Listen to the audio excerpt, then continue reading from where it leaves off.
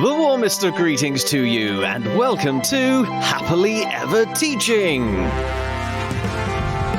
This is the podcast to help you enthrall your learners in every subject under the sun using the best teaching method known to science, storytelling. And if I seem a little bit distracted, it's because I've just realised how applicable the warmest of greetings is to the story we're about to tell.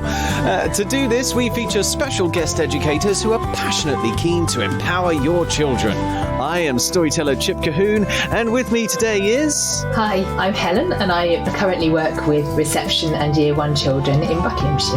And I'm Nicola. I currently work with Year 6 children in Hampshire, and I've also spent time in my career hoping to motivate and inspire the next generation of teachers at Teacher Training College. And we're very pleased to have you, our listener, with us as we explore personal, social, health and emotional education with our dramatisation of the Great Fire of London. So, for all the fun and effectiveness of story-led learning, let's don our finest hats, sprinkle some fairy dust, and hang tight to our magic carpet as we dive into this week's story. Sir Tommy thought becoming Mayor of London would be great. After all, it made him almost as powerful as the king. But Sir Tommy soon realised that with great power comes great frustration, such as when he's woken in the dead of the night by the city's watchman.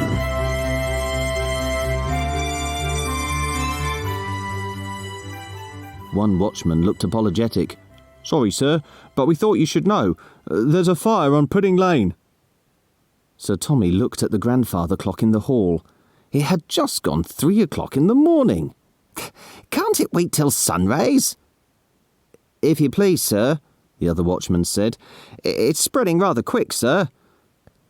Rolling his eyes, Sir Tommy moaned, to no one in particular, "Great! That's just great! What can I do? I'm not a fireman. Why do people expect the mayor to do everything?" But he had to go. Otherwise he could lose his job. Sliding his feet into his slippers, he said, "Come on then. You'd better take me there." Pudding Lane was just 2 corners away from Sir Tommy's mansion on Gracechurch Street, so it was only a short walk away. A few wooden houses were on fire, with the biggest blaze coming from the baker's house. The baker and his family were huddled together across the street, looking very shocked and worried, their faces covered with ash. According to the watchmen, their maid had started the fire by accident, and they thought she might still be stuck in the building. But now he had seen the fire himself, Sir Tommy said, "Dish! This is a tiny fire! A woman could spit on that and put it out. You didn't need to wake me up for this." The watchmen looked at each other, stunned. "Look," Sir Tommy went on, "didn't I buy a whole load of leather buckets for you watchmen? You've a river full of water over there, the Thames. Get yourselves organised. Use those buckets and use that river to put this fire out." And with that, Sir Tommy stomped off home. The night watchmen would sort it. The other people waking up in burning houses, they would come out to help.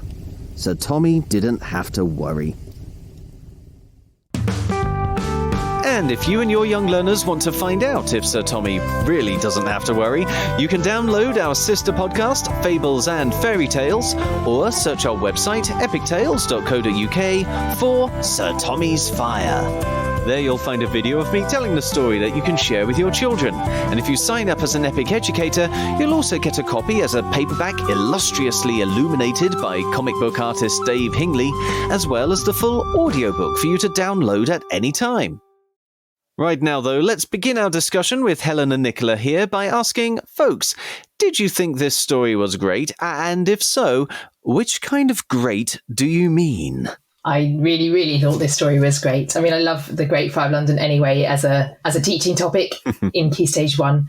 But I really liked the way this story was told with Thomas Bloodworth's point of view and him as the central character for a change. For a change? So you'd never seen it told with his point of view before? No. I know of his role in it and, you know, of the fact that he was the mayor and he, you know, had some responsibility, but not actually in a story told in this way from his point of view. Good. I'm glad we so far anyway, with this, well, with the audience of you, Helen, we have so far managed to achieve originality. How about with you though, Nicola? Absolutely. It's great hearing a story told from someone's perspective, because that could link into so many areas of learning, certainly for Key Stage 2, retelling things, recounts.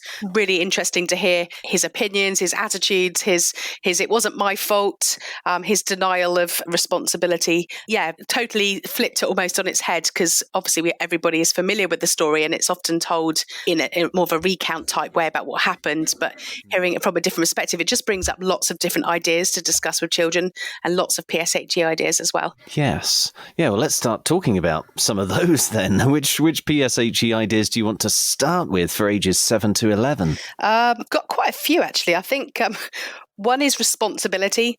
That if you take on responsibility, you need to understand what that means and then how to act in that way. In the school that I've been teaching at, responsibility was one of our sort of core values. Certainly it was a year 6, age 10 to 11 value that they take on responsibility in the school. And obviously, so Tommy took on responsibility, but kind of pushed it away as well. I'm not able to do that, and kind of kept denying that he was able to do it. So what is responsibility, and talking about the responsibilities that we have to each other, but also we have and roles in our schools and our society as well. I also think, bless him, so Tommy didn't ask for help. That's very true. That's a good point. He almost panicked. It's like, I can't do it. How can I make that decision about that money? And it's almost like he's a one-man band. And if you take on responsibility, you actually should also be part of a team. And he obviously didn't have that team around him. So I think the idea of asking for help when you find things difficult, because let's face it, we all find things difficult in life at times. Whatever age we are, we're all learning, and sort of how we can ask for help and who we could ask for help. And obviously using the story to think, well, who could Sir Tommy have asked for help? Because he had a lot of power, but didn't have that support network. It's one of the big conundrums of education in a way, that we're trying to help young learners to become self-sufficient. But at the same time, one of the things that makes humanity so unique is its ability to work as teams and to work together. Yeah. And really, I like to think that one of the best tenets of having great power is also having great responsibility to delegate. I usually would say that your job as a manager or as a producer or as a director is everything and then delegate. That's right. And the people around you feeling empowered by that. So when they asked him, can we put out the fire, that they had that relationship where they could talk about it and they could make a decision, whereas he was afraid to make decisions, because again, making decisions is something that's important too. And it's scary sometimes, and sometimes we don't always make the right decisions, but we have to do it if we are in a position of responsibility. Yeah, absolutely. I think making decisions is one of those things that children can find very difficult, and it usually their inability to make decisions or their decision fear can sometimes present itself in other ways. So they look as if they don't have knowledge, or if they're not clever, or if they're not imaginative, when often it's really just that they've got the idea in their head, or they've got more than one idea in their head and they're trying to choose between them.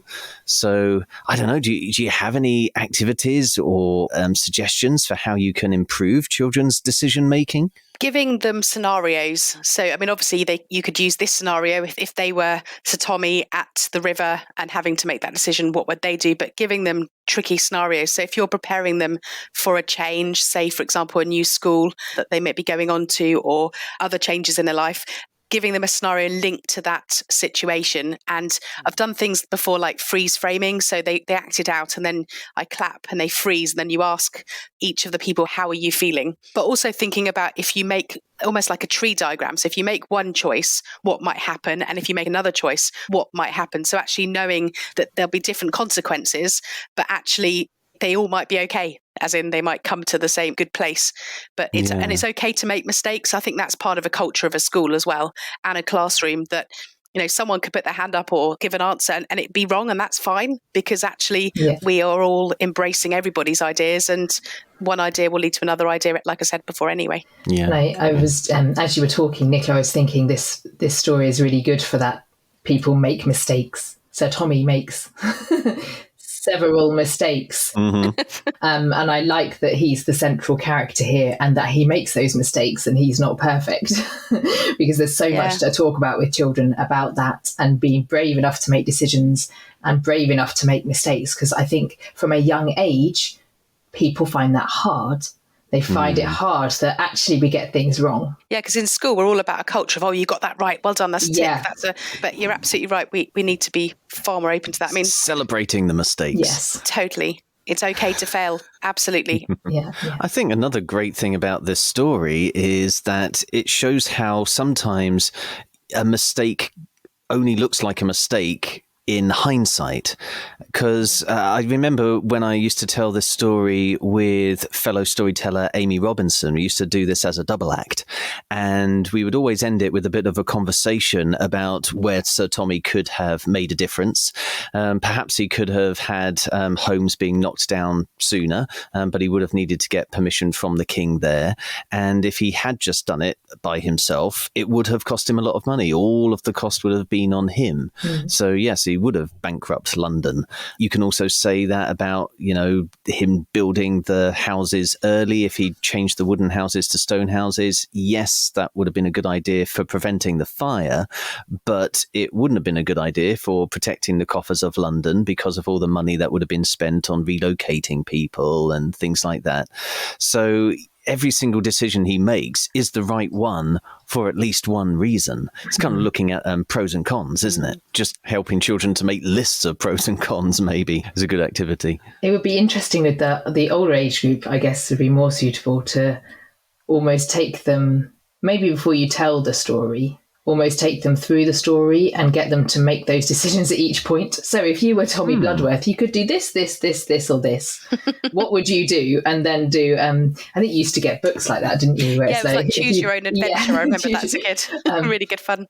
And then you're kind of getting them to make decisions in his shoes. Yeah. It's quite a safe way for them to make decisions without real life consequences. Absolutely. Just consequences within the story. And if they don't know the story of the Fire of London, if you're sharing this with them for the first time as your introduction to the story, then you could actually pause the story while you're going along and see what they think. Yeah. So pause the story when he's considering whether to change the wooden houses for stone ones and realizing that it's going to cost him money.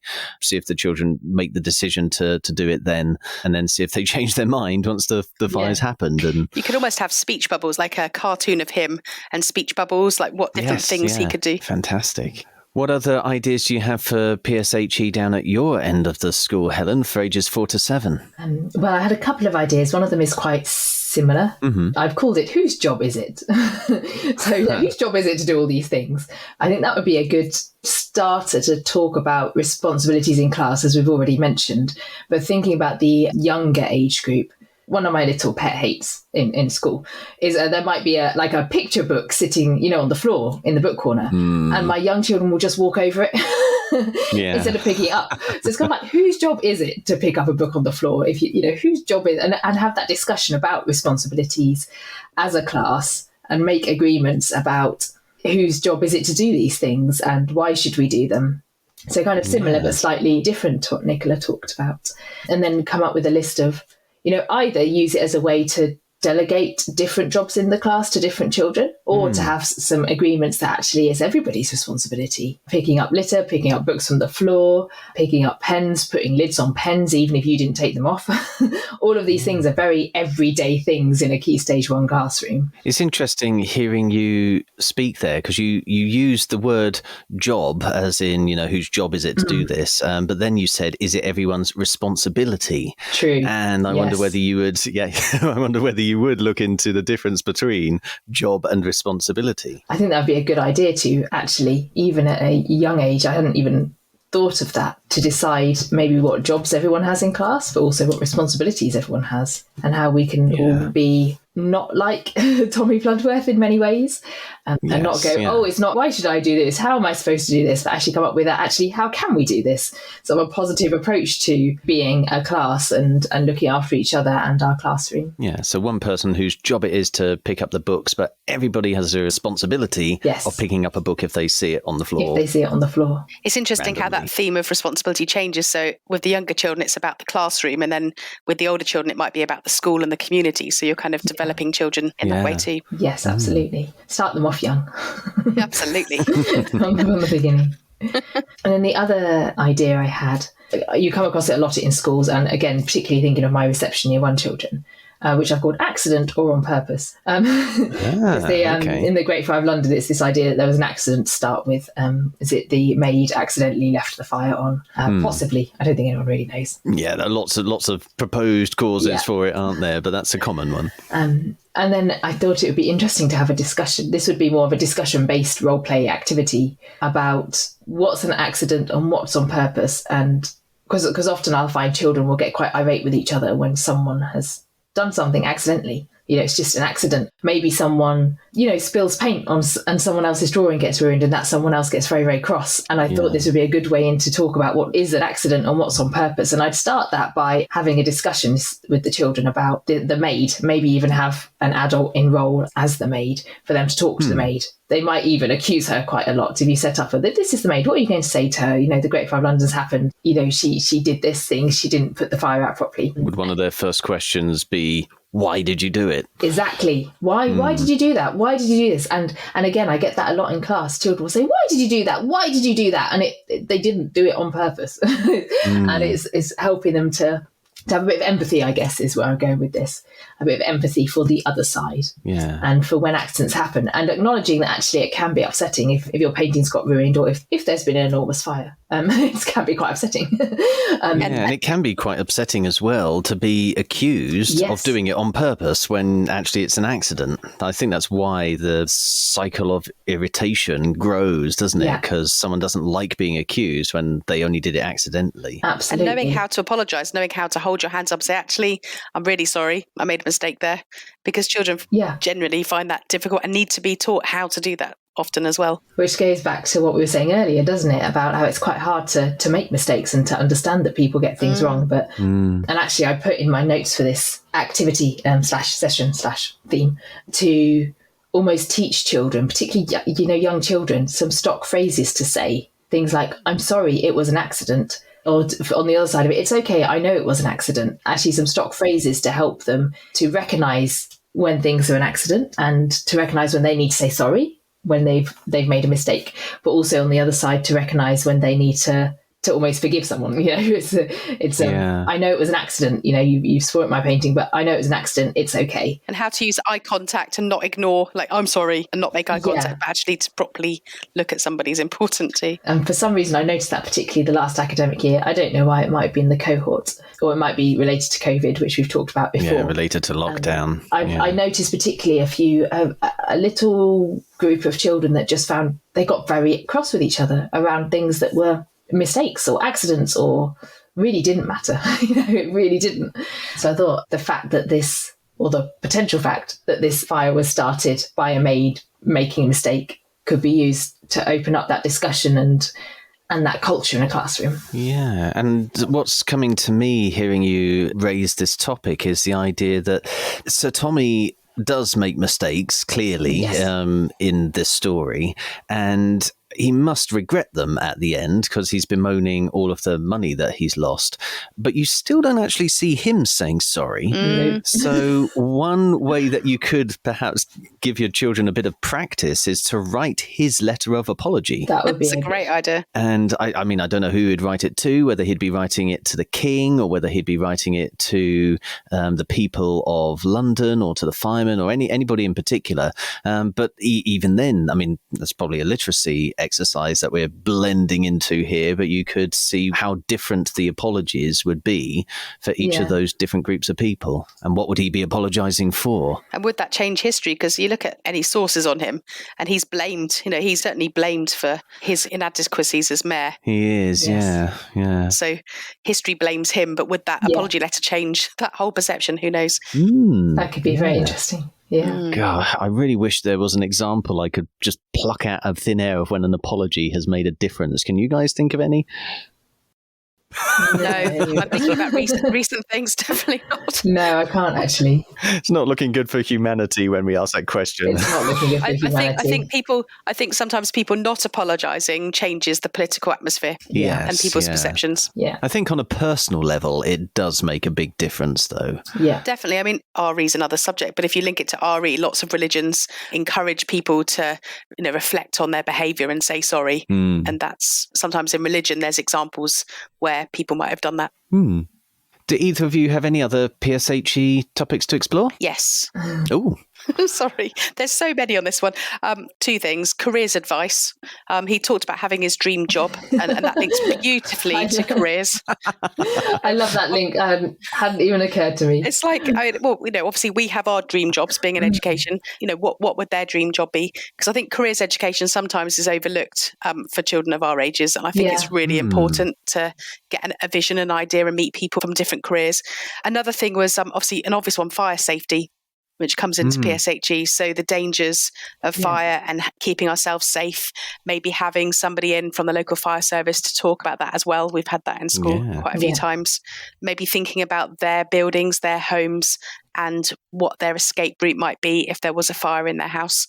We've done that with the older children before. Okay. You could link that in quite neatly with the decision-making topic that you had earlier, couldn't you? For thinking of their particular routes, what's going to be the safest way, what's going to be the best way, or the fastest way. Yeah, we've often got children to draw a quick sketch of the upstairs in their house and actually work out, if there was a fire somewhere in the house, which way would you go? And to talk to their families about it as well.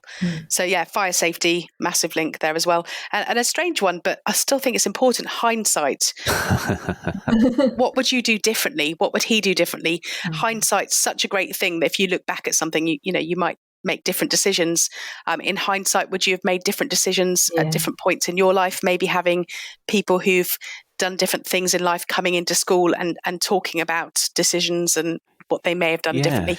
I think you could link that into your careers advice topic, actually, because I did this recently with someone I was tutoring as part of the national tutoring program as a young lad who had been out of education for some time because of long COVID.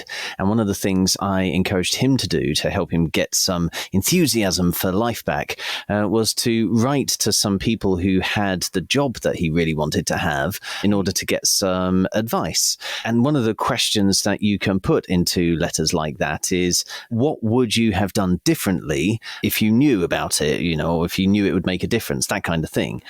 So you're asking them, how did they manage to get the job? And is there anything that they would have done differently? And if your young learners actually send those letters off to their heroes, they're very likely to get letters back. I mean, if their heroes are things like football scouts, as it was for this young lad, or firemen, or the Queen, those sorts of things. And if you get the letters back, then it can really help your young learners to get focused for the next stage of their education, can't it? Definitely. In terms of careers, we have careers weeks at our school, and it's just amazing. The children meet so many interesting people and get so inspired. And the great thing about being online now is that you can have people from all over the world coming to speak to your children. And people generally love talking about what they do and sharing that. So I think, fantastic. To give children, like you said, something to work towards. They're learning in school, but eventually they're going to be members of society, hopefully earning an income to support themselves and hopefully having something they love. And I think if they find a job they love, then they're going to be very happy human beings. So the killer question, of course, is, was teaching your dream job, folks? Yes. Yeah? Was that said too quickly? But yes, 100%. No, it still is. Absolutely love it. Absolutely love working with young minds and hopefully inspiring them and learning from them as well. It's the best job in the world. So you haven't got a case of Sir Tommy yourself? No, nope. How about you, Helen? Yes, I think so. I didn't sort of go straight into teaching. I did a couple of years of other things, but then I realised I liked work with children. And we all know that you're so good at it. That's all we have time for in this episode, folks. If you'd like to talk to us about anything you've heard in this podcast, or if there's a subject you are soon to teach that you'd like us to cover, you can find us on social media using @TeachHappily, or leave us a review using your favourite podcast app. Please also share this podcast with your colleagues and help us start a story-led revolution in classrooms around the world, so children everywhere can learn in a way that's effective, memorable and enjoyable all at the same time. Tomorrow, Sir Tommy and the people of Restoration London will help us teach English. But right now, it only remains for us to say cheerio, and we hope to hear your story soon. So, cheerio! And we hope to hear your story soon.